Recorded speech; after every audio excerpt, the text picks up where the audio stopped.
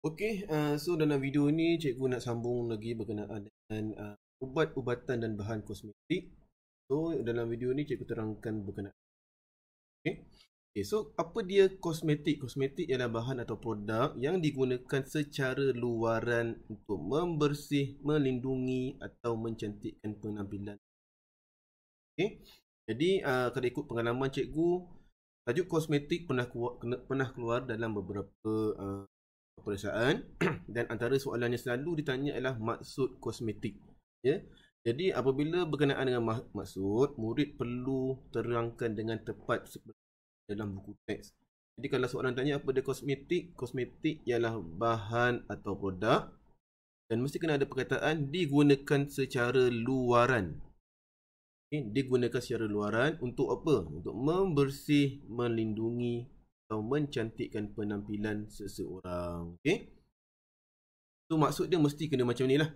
Okey, kemudian apakah bahan asas kosmetik? Apa yang ada di dalam bahan kosmetik? Yang pertama ada pewarna. Okey, ada pewarna. Dia untuk apa pewarna? Memberikan warna agar kosmetik lebih menarik. Contohnya Ferrum 3 oksida.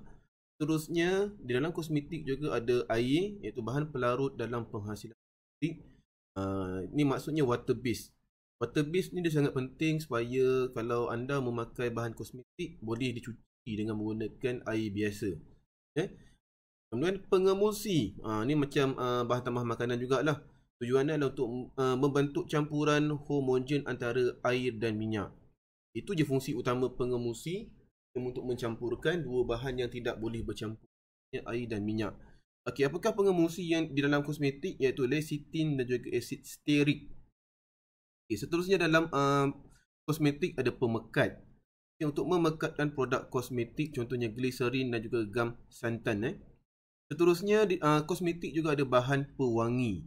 Okey, untuk apa bahan pewangi? Untuk memberikan aroma yang menyenangkan kepada produk kosmetik, contohnya minyak pati.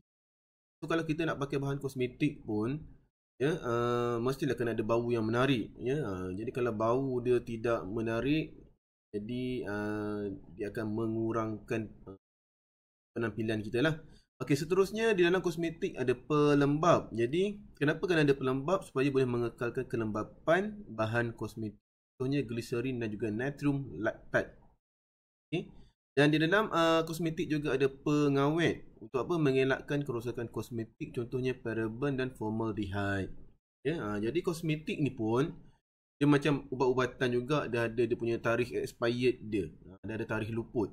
Jadi untuk memanjangkan jangka hayat kosmetik tersebut, kita perlu letak pengawet. Okey. Apakah jenis-jenis kosmetik? Ada kosmetik rias.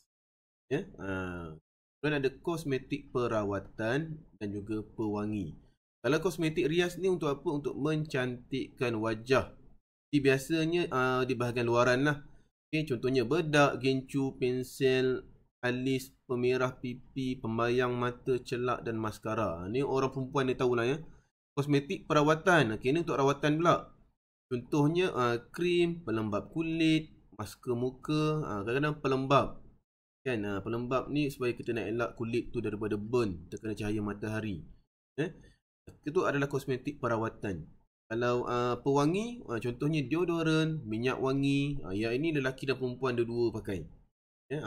So minyak wangi adalah di bawah cabang kosmetik. Okay.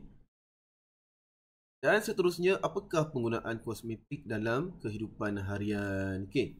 Jadi apakah kebaikan kosmetik buatan sendiri? Ada bahan kosmetik yang buatan sendiri. Yang pertama, mudah dihasilkan menggunakan bahan-bahan semula. Jadi seterusnya, selamat dan tiada bahan kimia berbahaya. Dan kemudian kalau buatan sendiri ni kos dia murah. Okey, kemudian apakah keburukan kosmetik komersial? Okey, kosmetik komersial ni yang apa? Yang yang ada under company lah. Dia bukan secara tradisional. Okey, kesan sampingan yang berbahaya, kemudian terdapat bahan kimia berbahaya dimasukkan secara tidak sah. Okey. Kemudian iklan yang ditonjolkan secara berlebih-lebihan dan mengelirukan, ya.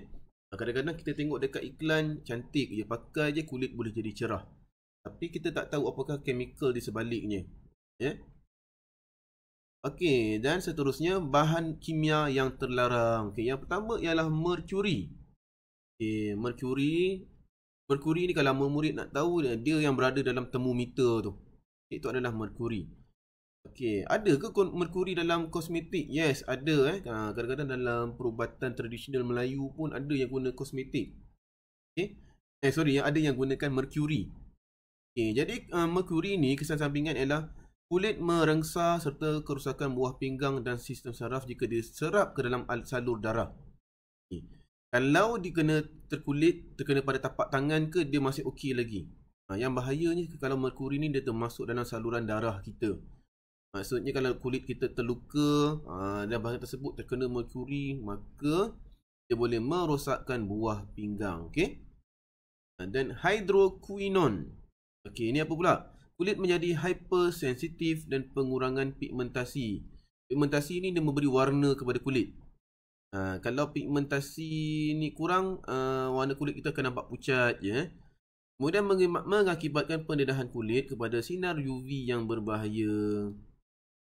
Seterusnya, betamethasone valerate. Okey, kulit merengsa. Okey, dan perubahan pigmentasi kulit. Warna kulit berubah. Kalau warna kulit kita sebelum ni cantik, elok, putih, lepas ni dia jadi pucat, ya, tidak ceria. Kemudian tretinoin, kulit kemerahan dan menggelupas. Okey, so catatan merkuri, hydroquinone dan juga betamethasone valerate. Okey, catatan biasanya dimasukkan ke dalam krim pemutih serta produk kosmetik lain secara tidak sah. Okay, kalau tretinoin dia biasanya dalam krim jerawat. Sebab tu lah kadang krim jerawat ni kena tengok juga. Ada orang pakai okey, ada orang pakai dia makin jadi teruk So okey, so dalam video ni selesai cikgu terangkan tentang bahan kosmetik.